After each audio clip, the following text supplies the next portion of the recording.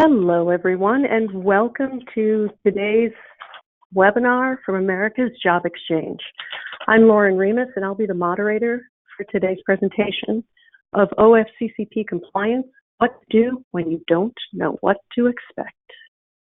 Please feel free to ask any questions you may have at any time during the webcast. You can submit questions via the chat box. We'll get to as many answers as we can at the end of our event. And if we don't get to your question today, you'll receive an answer via email over the next few days. Also, we'll be sending an email follow-up with a link to the slides presented today and a survey. This month, we're asking a survey question directly related to the presentation. All the correct answers will be entered to win a $25 Amazon gift card. The winner will be selected at random among the correct answers. So please fill out the survey, give us your feedback, and get entered to win.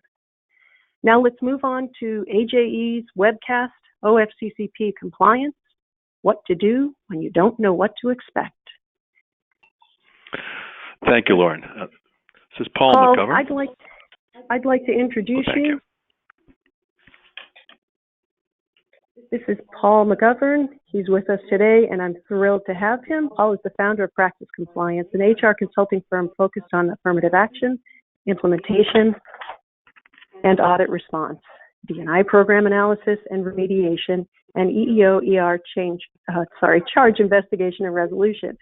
Paul's the former program lead for Verizon Communications Affirmative Action and EEO/ER Investigations Initiative, as well as the current chair of the National ILG Group, a consortium of nationwide affirmative action and practice groups partnering with regulatory agencies to ensure equal opportunity. Welcome, Paul. It is great to have you. Thank you very much, and sorry for jumping the gun. Good afternoon, everybody, or late morning for those way out west. Thank you very much for attending. This is I, as Lauren had said, but more importantly at the bottom, your standard disclaimer here, the presentation is a general understanding of our current law, our current situation, and it's not legal advice. So we're going to talk a lot of things this afternoon. There's certainly many pieces in motion with OFCCP practice right now. And as you look at your program and you look at your audits, please refer to legal and contract consultants to you who can help you through the specific problems that you have.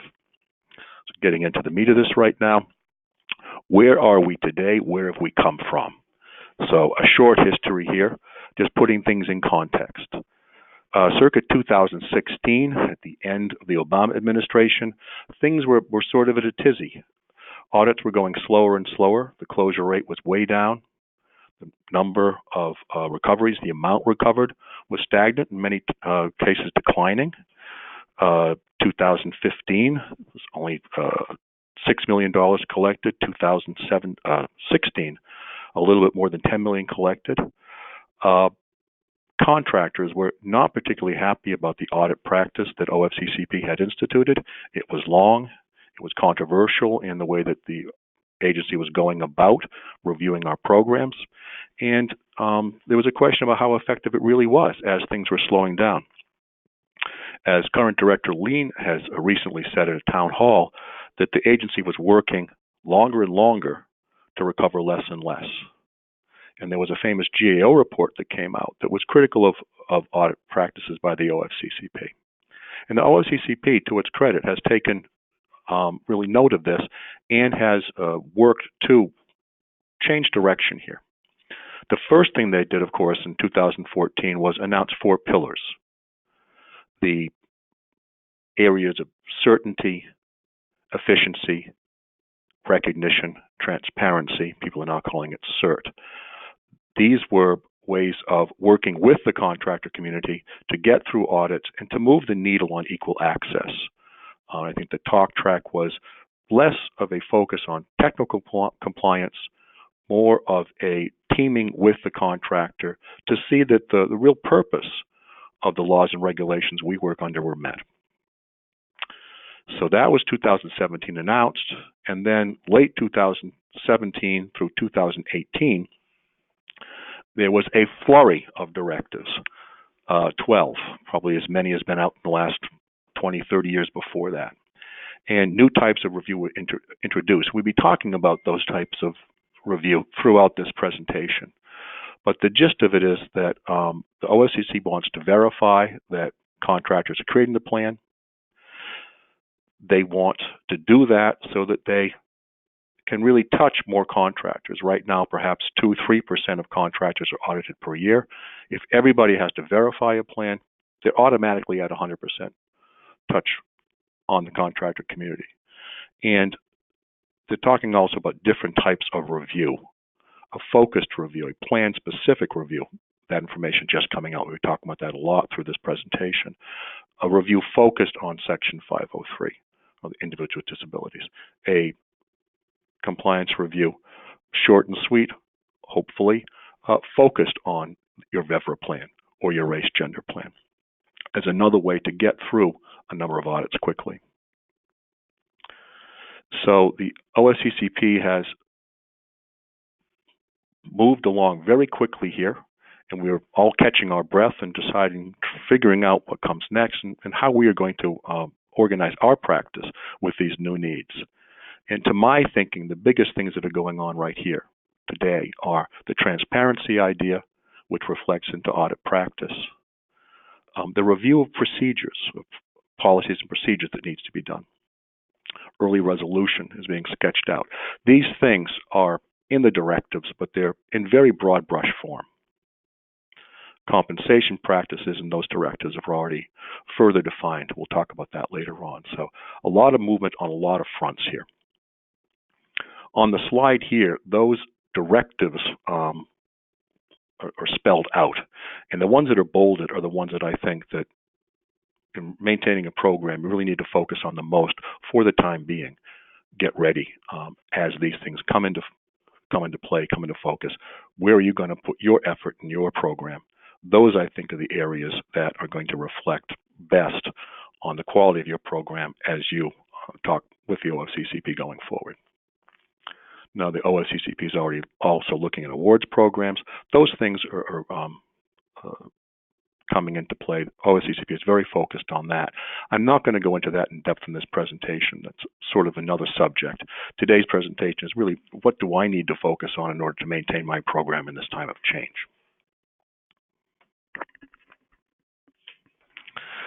So what's happened this year? Well, really quite a bit. We have the C-cells out, now called a list instead of a letter because it's plugged online for all to see, which has its pros and cons. And I list out there the different types of reviews that we're going to see. Focused reviews, this new type of review we'll be talking about. Compliance check has come back after years and years and years. This is supposed to be another form of plan-focused quick review. CMCEs, the headquarter reports are still there, and functional reviews are still with us. So I'm not going to read all of these things on this slide all the way through. I want to focus on a couple of things. The EEO1 paid data issue has come since March in a very surprising way. A case, National Women's Law Center, has landed where the court has ordered the EEOC to have contractors supply the agency with information concerning their compensation practice. Now, EEOC was talking about this a couple of years. They pended the requirement, and the legal judgment was that that pending, the putting the paid data requirement aside was a bad idea and needs to be moved forward. A lot is going on that right now as we speak. What will we have to do about this? How are we going to get this together?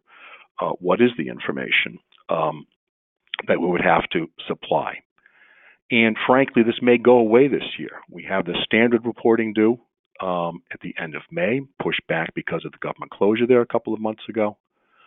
Will we have to, after that, come back and watch for the paid data portal to open in July? Maybe yes, maybe no. Will we have to provide this paid data reporting at the end of September? We don't know.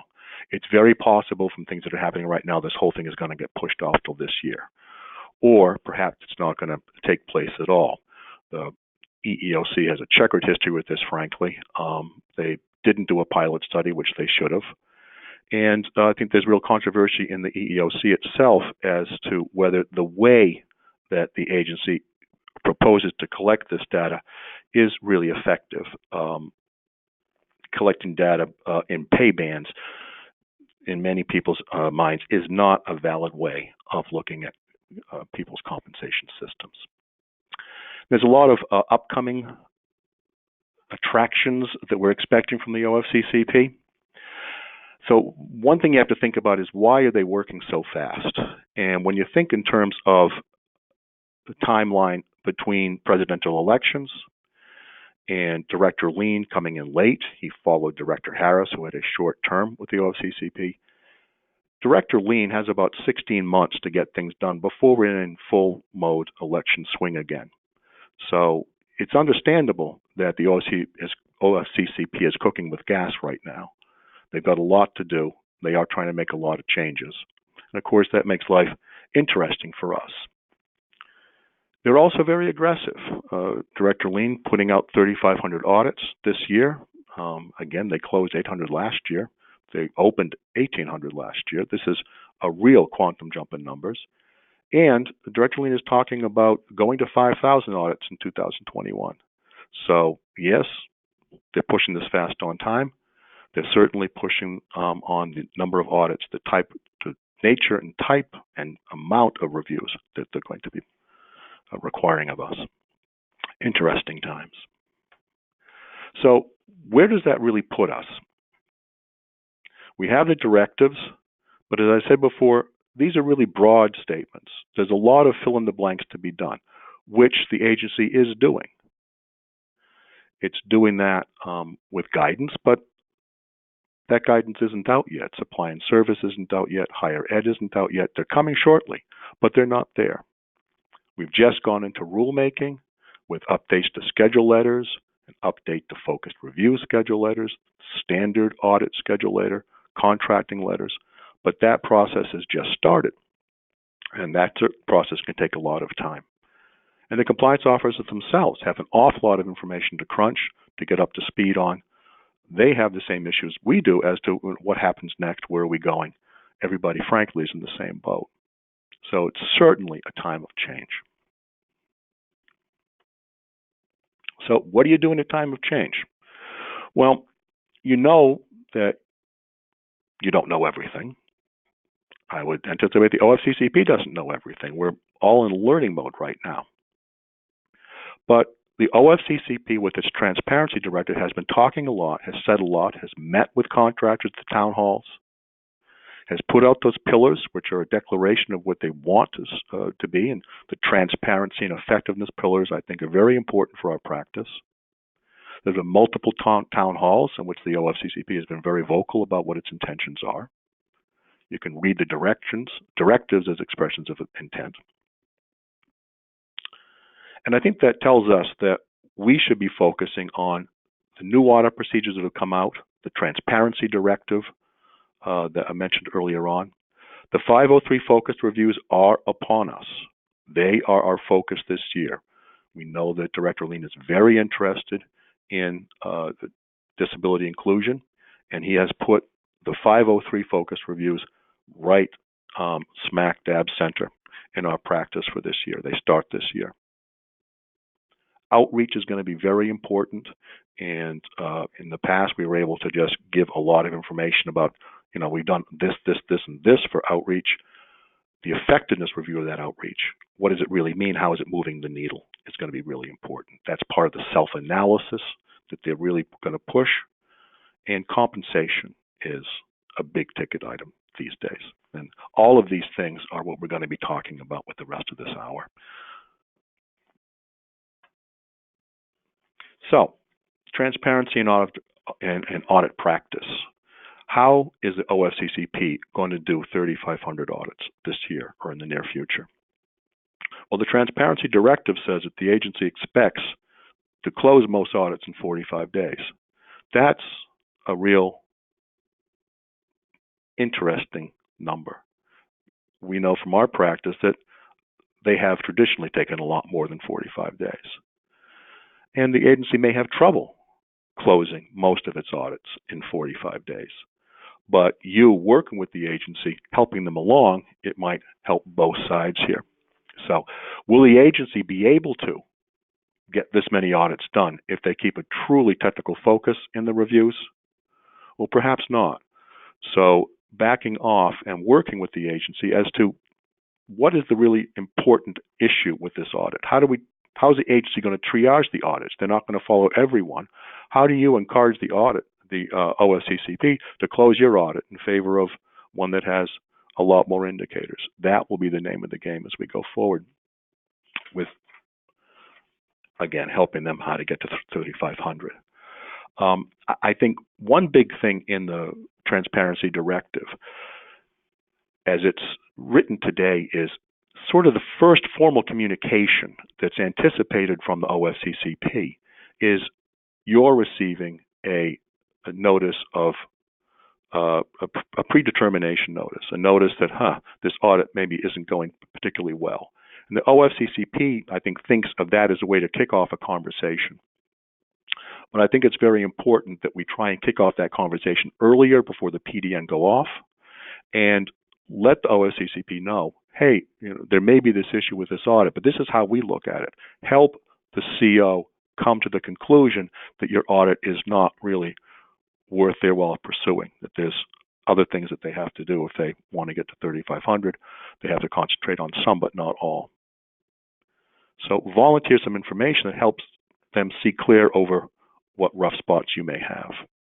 Now, don't just go out and do this. This is a strategic move. Again, get counsel, look at this, do this correctly.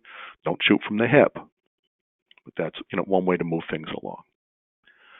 Director Lean has talked about experimenting with different ways of closure. At the town hall, the legal town hall, 2 weeks ago on the 10th, he talked to contractors who showed up about considering negotiating a closure for those older audits. The OFCCP wants to close old audits very badly. So they know that the longer an audit sits around, the harder it is to move it, to make the case that they need to make. So have that conversation. Consider having that conversation. If it's an old one, what can we do? Our practice has changed. This was a long time ago. We don't do things that way anymore. Maybe close with a recommendation. And Director Lean has talked about using recommendations instead of findings of violation for some audits. So have a conversation, if appropriate, with the CO that you've developed a relationship with to see how you can move things along to everybody's benefit. But there is a tendency in the directives, in the way the agency is moving, to go from a single establishment to a review of multiple establishments. You don't necessarily want that as you close the audit that you have today.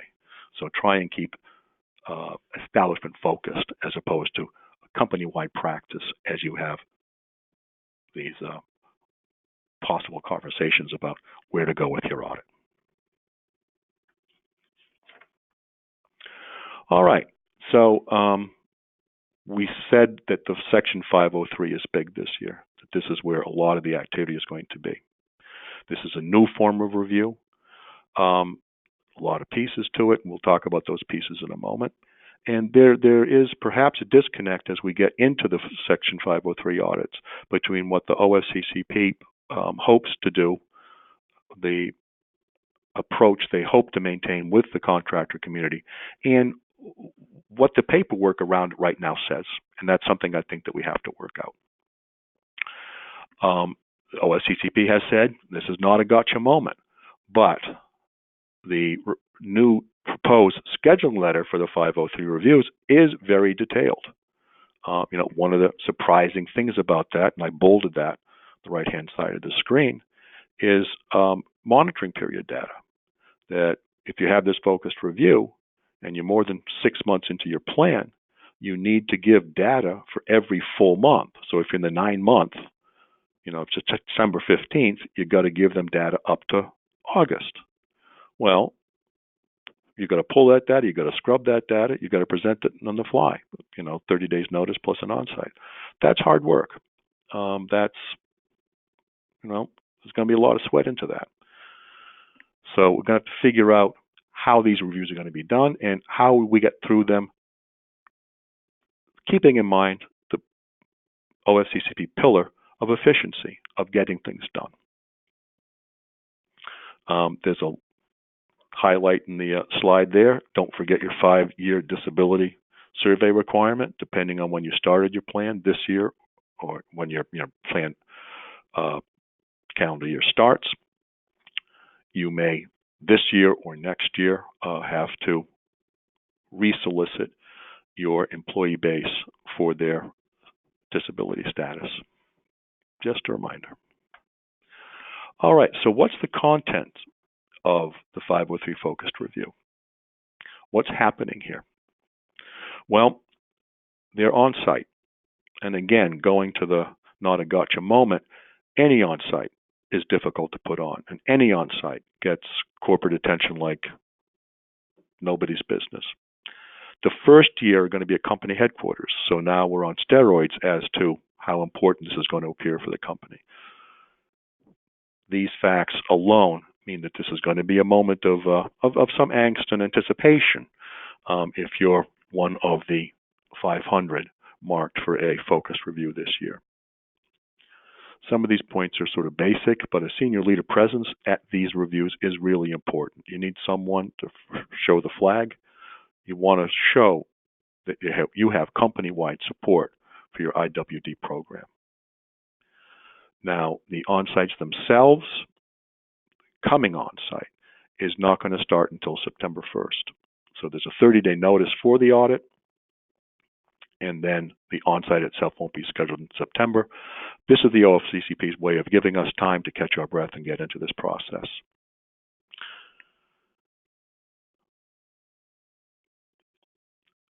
Lean himself has talked about the interviews of accommodations managers and chief diversity officers. I don't see that in the paperwork itself, but that was a good nugget that's come out of conversations that he's been having in the town halls and other forums. And disabled individuals likely be interviewed. That's a biggie, and that sometimes causes friction. That's already happening in regular reviews. And sometimes individuals who are disabled don't like being singled out as disabled. They're saying, hey, look, I do my job. I do my job like anybody else. I don't consider myself disabled because I come in here and I get this job done every day. So there's an optics problem here. This is a sensitive area, as we know. Some people don't like to self-identify. And that can create some friction as you watch out and stage manage your focused review. Keep that in mind. And try and get the OFCCP to identify who they want to interview in advance. The less this is done on the fly, the better it's going to be for everybody. Boiler self-analysis is a thing of the past. We'll get into that more, but that's going to be important here. The self-analysis section, what have you done here, is going to, I think, come up quite a bit in these focused reviews, whether they're, a short period for a day or if they're there for a couple of days. That's going to arise as an issue.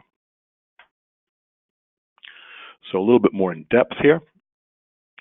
Self-analysis of personal processes is called out. You've got all of those policies and practices.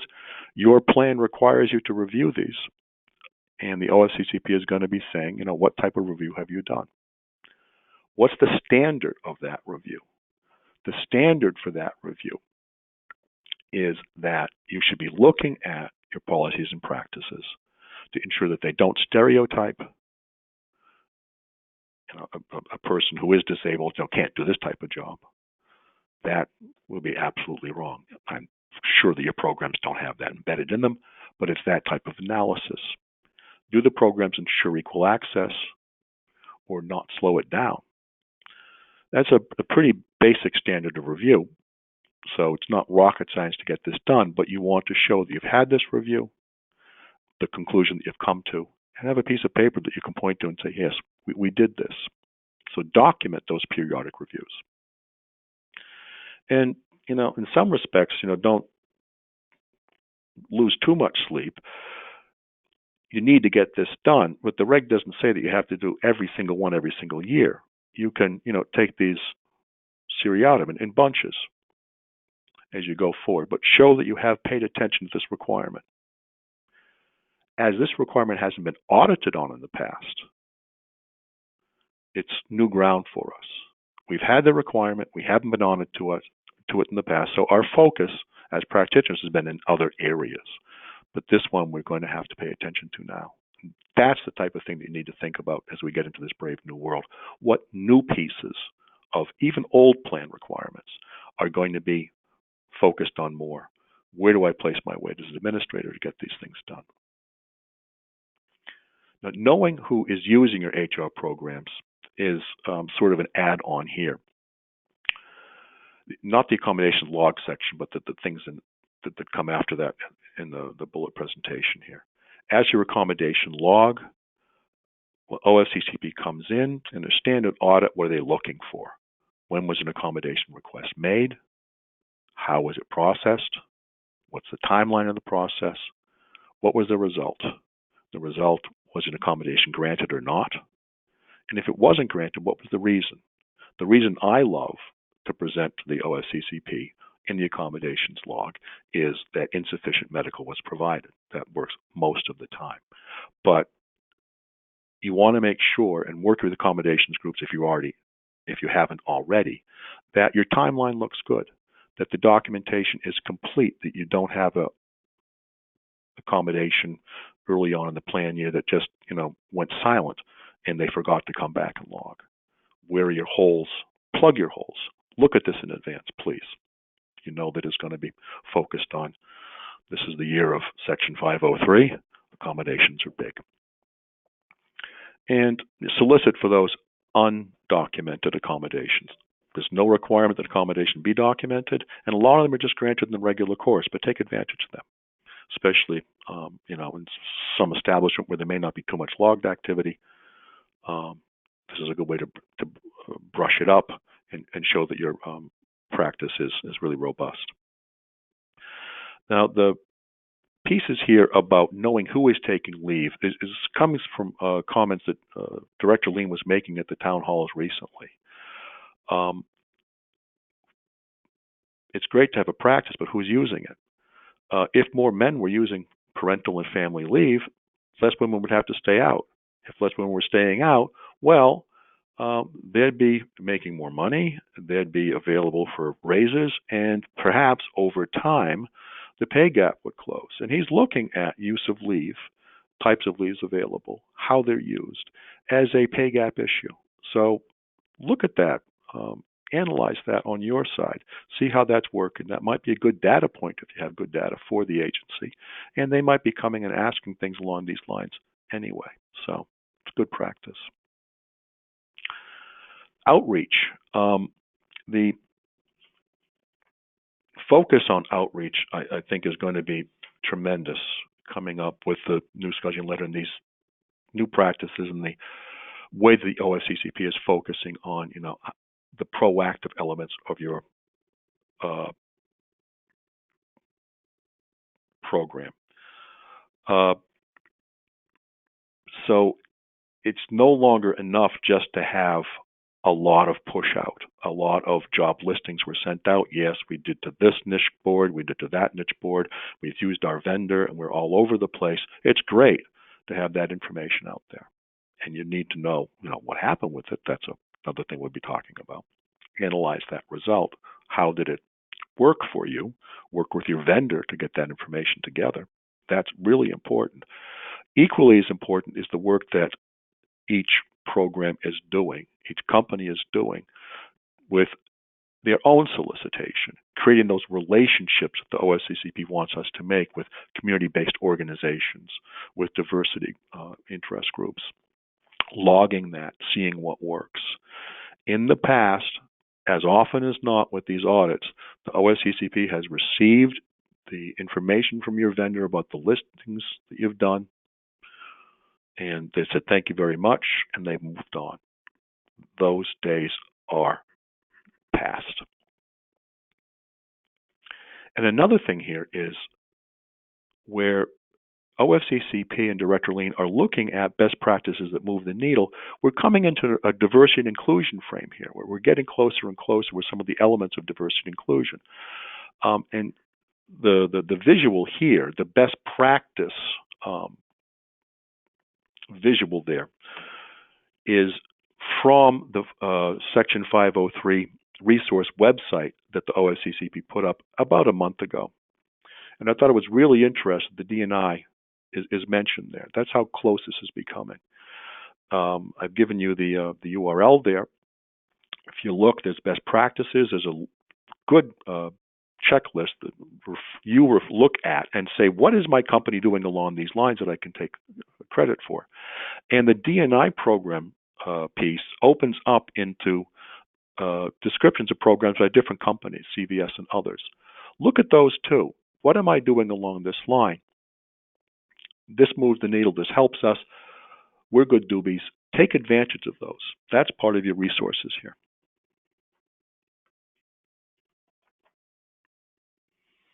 All right, moving on from the wonderful world of focused reviews, the new world of focused reviews, we come to the world of compliance checks.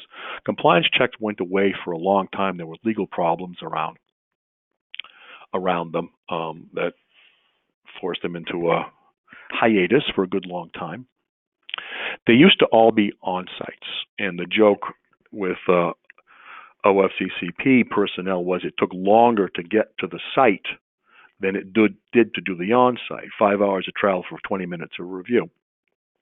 These checks are supposed to be short and sweet, and we'll watch and see whether the OFCCP with what it's asking for and how it actually proceeds does keep it short and sweet.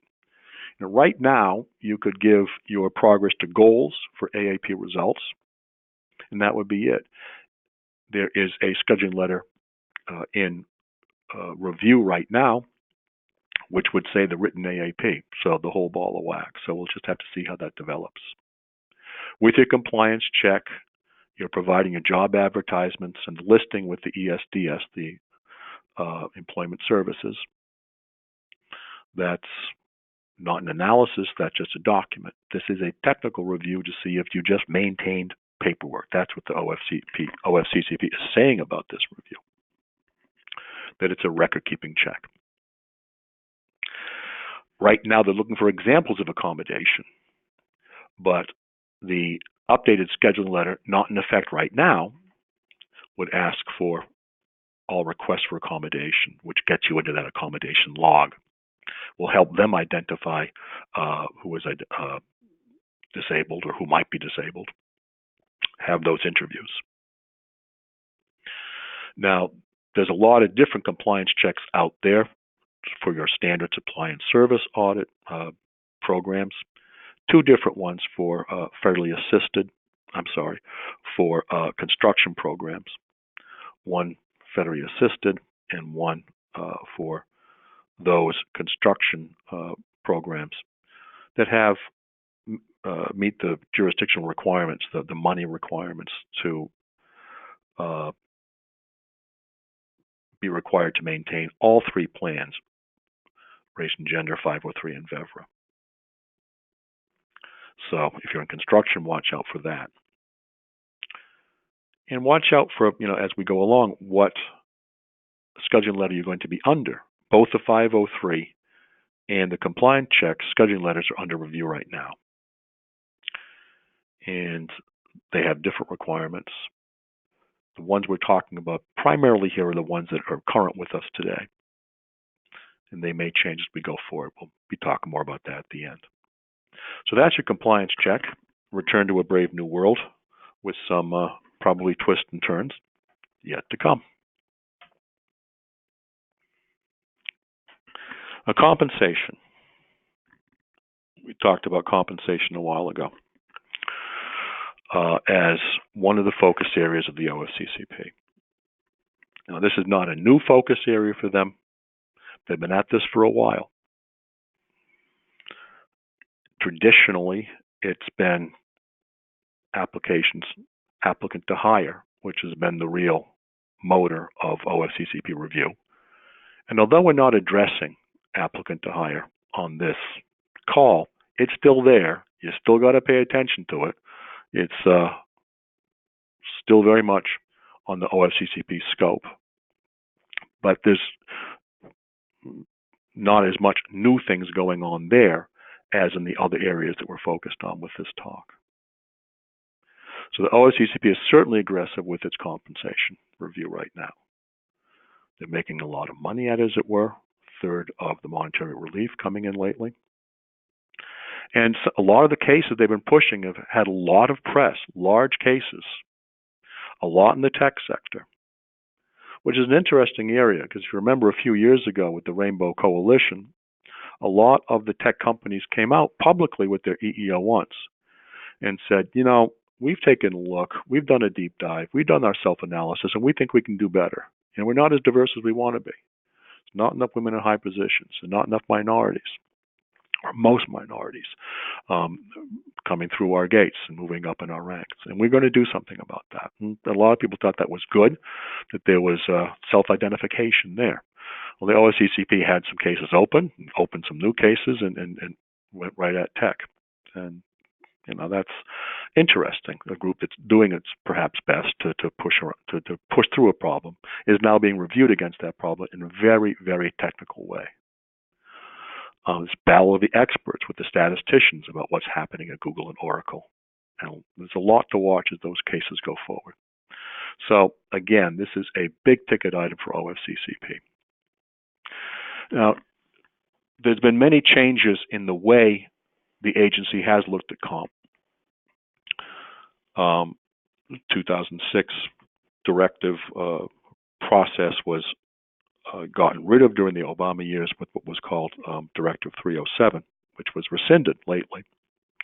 And that directive was controversial because it was very open-ended for what OFCCP could do in looking at comp. And the agency's intention with the compensation directive, the 2018-05, coming out last fall, was to do a reset on comp. And there's some very good pieces in that directive. The agency is saying that they will accept the way that you organize your compensation, what your compensation system is, your groupings, if they're reasonable. They want to know about how you do business, and they'll take a look at that. And if they think it works for them, they'll do an analysis under that. If they find it reasonable, which is an open-ended piece of language there, and if your groupings are large enough, but they've given themselves the option of rolling it on their own, of looking at your compensation system in a way that they prefer. If you don't have large groups, they may put a whole batch of employees together in different titles and say, hey, the way that we do our stats, we adjust for the differences in what these people are doing and how they're paid and how long they've been there, all of that goodly stuff, statistically, so we even it out so we can look at them as apples to apples. And that's very controversial because a lot of expert statisticians say that that's not the way that this should be done. And a lot of lawyers said that that doesn't respect the Title VII standards about how compensation should be done. So the comp directive doesn't solve things. It puts us in a position of uncertainty where our pillar was for certainty. So we're not there yet. It's going to be interesting to see where compensation goes.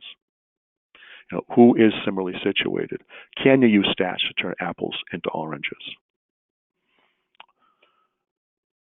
So, where the experts are battling, what's the affirmative action practitioner, who is most likely not an IO psychologist, supposed to do? Where do you put your weight here? Well, the OFCCP said that it would respect your compensation system, or that's its default, so put your best foot forward with that compensation system. Consider letting the OFCCP know how you organize functional groups, job levels, how you put your comp together. Again, this is a strategic decision. Don't just go out and do this. Don't shoot from the hip. Get good legal advice going forward, but consider that the more information you give, you may be able to prevent there from being a problem down the line. Remembering again that when the OFCCP receives your initial desk audit, they're not supposed to ask questions of you. The information requests they ask are only supposed to clarify the information that you have received in this, that you have given them in the standard desk audit. They're not asking you more stuff so that they can clarify some issues that may seem to be around your comp. They are limited in what they can ask you for in the initial desk audit stage of the audit. So they're going to do a head scratch, and if they have questions right now, maybe the questions come out after you receive that predetermination notice, which is not what you want. How much business can you get done? How much can you get your audit in the direction of a closure early on? Well, that might mean that you put some cards down early on. Ask OFCCP if they see an issue. One of the things that they are doing is calling people, having regular communications, hey, we're still working your audit. We haven't gone dead on you. There's some touch points with the OFCCP right now. You may want to take advantage of one of those touch points and say, hey, I'm great. How's the family? How's it going with the audit? Is there something we should be talking about? You may want to volunteer some information. And if it seems the OFCCP is going in the wrong direction, well, there are ways to escalate. There's an ombudsman coming in now who is a troubleshooter for the agency, or will be. So Director Lean knows that after you've gone through the levels within your district, you might want to talk to a person who acts sort of as a third party and sort of mediates what this dispute is going forward. So you might ultimately be talking to an ombudsman if you say, hey, look, my structure is good, it makes sense. I don't think the OFCCP sees the full picture. Would love them to see the full picture. Where do we go to make that happen?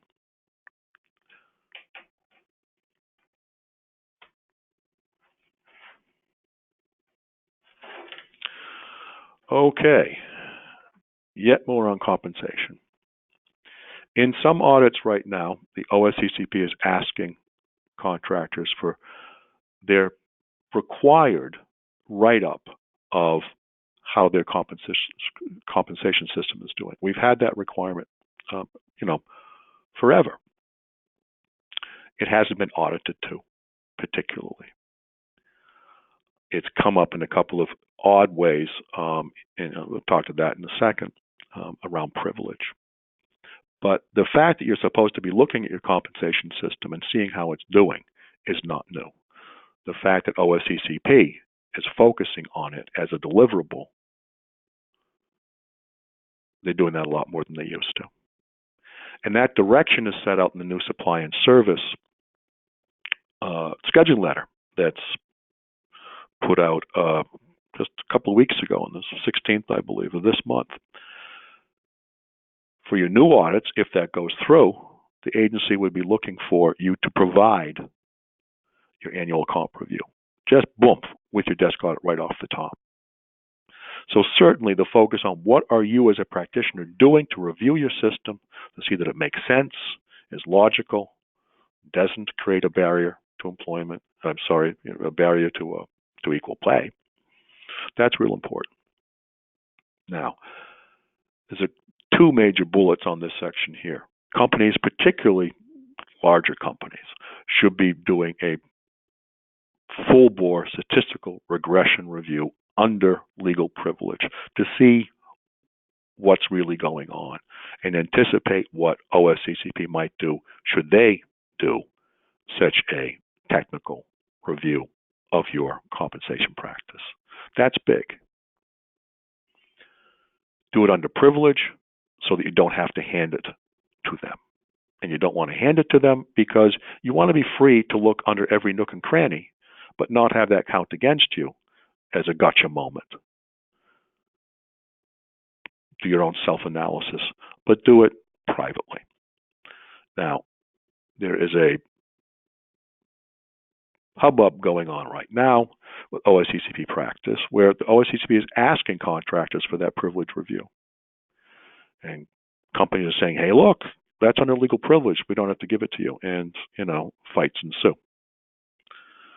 Well, Director Lean has said if a company has done its own affirmative action plan review, give that instead. Show us what you've done. So we don't have to provide the OFCCP with this, souped up A number one statistical review with all the trimmings, if you and your practice have done what you were supposed to do, which is look at your system, see how it works. What is your practice? This is not a new requirement, and these bullets are not new information.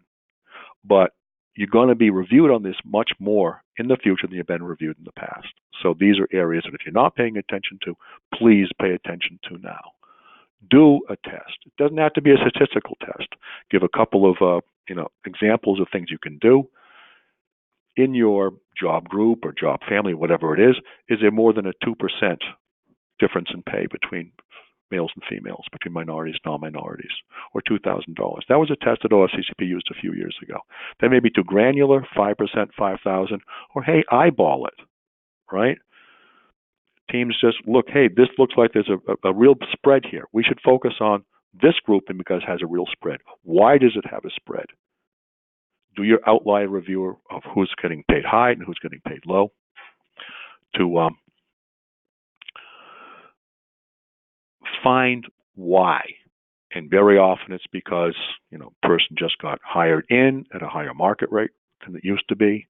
A person has, just been transferred up from a lower paying job. Find those neutral, legitimate reasons and document them. Or if you have a problem, you don't see a pattern, if you don't see the why, have that discussion with an HR and say, what's the next steps here? But most of the time, I think you'll find that your highs and your lows define themselves by legitimate practices. Get down to one pager that notes those in very general terms, and there's your document you give the OFCCP. You don't have to do it all 1 year again. You can do piece here, piece now, piece next year. Watch it. But do pay attention to it. I put some information here about the analogic decision. This is a very recent administrative law decision, so it's not a full-bore court decision. Doesn't have precedence like a U.S. District Court would, but it's important because of the analysis in the case and how that analysis went. The OFCCP, looking at a small company, not a lot of people, decided, using its own statistical patterns, its own statistical review, that there was a problem that men were being paid more than women. But they ignored how the company was looking at its own pay system. And the court said, you really should have looked at what they were doing and see if that made sense. And in the court's opinion, what the employer was doing was making sense. So the court decided, the administrative judge said, hey, look, the company is right.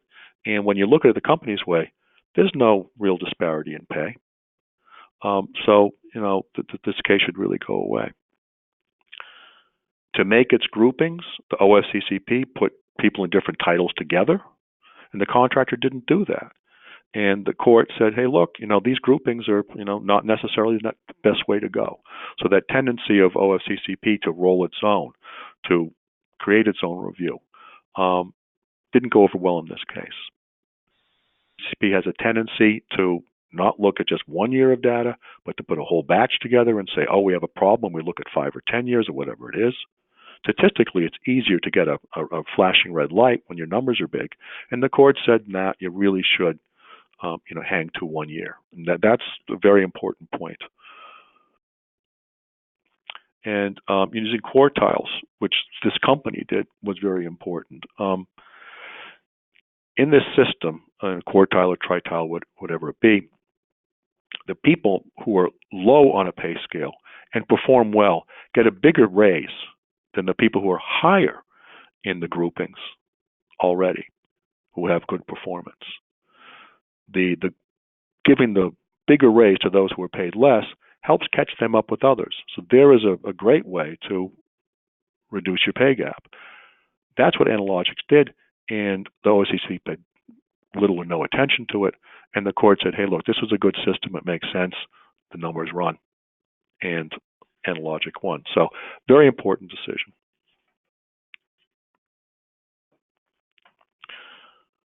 So where are we? We know that the OFCCP is in motion. They've got 16 months to make hay, if not more. Time to make hay. They're doing a lot of stuff. and we have to pay attention to it. We've talked about the audit process, the focused reviews, compliance checks, compensation as being big areas. Let's not forget about applicant to hire. That's always there. What comes next? What are 2020 focus areas? Well, one thing to think about is that 2020 starts on October 1st. The OFCCP doesn't run in a calendar plan year. So if they say that the voluntary compliance VERP is likely to start in 2020, what does that mean? Is that going to be October of this year? Or is it going to be really, in the calendar next year? October this year is going to come pretty fast, right? So a lot of these things, this change, this acceleration could continue to accelerate right into and through 2020. We've talked in general terms about the scheduling letter changes. Those are in review and comment right now. Things have changed in the past with OFCCP's proposed regulations, given the comments that have been received. So please pay attention to what is there, and please do comment. Those scheduling letter reviews are really important because there is so much new information that the OFCCP is looking for in the various, particularly the supply and service, the standard, if you will, scheduling letter. You'll be required to identify 3 of your major contractors, subcontractors, potentially with the idea that OFCCP is going to add them to the list of people who would be subject to review. The monitoring period issue we talked about earlier, getting more than 6 months of data, if you're more than 6 months into your plan, that's a big one. And that's really tough for contractors. That means you're going to be working on the fly with your monitoring period documentation, working on the fly if you've got that on site into the monitoring period. And that's just tough. Additional goal review, minority subgroup goals explicitly required. That's brand new, and that's a great way to generate more indicators, maybe minor indicators, because very often your numbers are small there. But where the OFCCP is talking about closing out audits where there's no indicators instead of a few indicators, that could conceivably keep you from closing the audit that you would like to close quickly. So there's certainly more here. Compensation we've already talked about. Will the EEO one-pay data report come in 2020? That's something that's circulating right now. Instead of requiring it this year, might come next year. Or the EEOC might really have a change of heart and figure out a legal way to say, no, we're not going to do this at all. Your outreach, I can't stress how important that is going to be coming up, given how proactive the OFCCP is at looking at your proactive processes. And promotion is gigantic. Director Lean has talked specifically at the town halls about a focus on promotion next year. 500 reviews next year on promotions of women and women of color, not just minority sub-analysis, but minority sub-analysis by gender. And we've seen in the proposed scheduling letter about providing promotion pool. Promotion pool is always tough. We could go on for about 20 minutes there. We don't have the time. But what is a promotion? Question mark, define that. What is your pool? Do you have a pool of promotes? Are your promotions really competitive, or are they part of the, bringing up a person who has been identified as a good candidate in your diversity programs, so that this is not truly a competitive fill? A lot to think about at promotions. That's a very difficult area. So, a lot in motion, a lot to do. I hope this has helped clarify some of your thinking about where to put your weight in your program.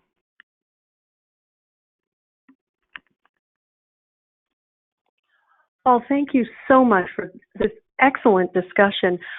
We are right up against the edge of our time today, so that if there were any questions, we will get back to you with those questions. I'd like to say thanks to Paul, thanks to you for joining us. As a reminder, you'll be receiving a follow-up email with a link to today's slides, as well as a survey.